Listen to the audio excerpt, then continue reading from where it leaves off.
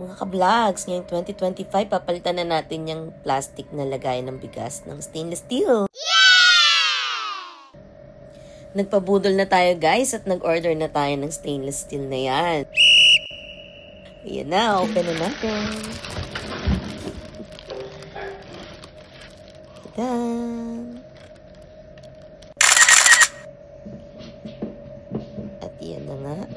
5 kilos ang kaya nitong lalagyan na to and meron din siyang pantakal. O, diba? Para ka lang magtitinda ng taho. Pabudol na din kayo guys, para daw swerte ang sabi. So palitan na yung plastic na yan at gawin ng stainless steel ang lalagyan ng bigas dahil yan daw ay swerte.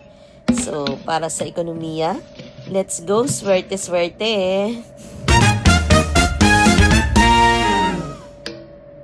Kung gusto nyo rin ito, hanap na lang kayo sa Shopee.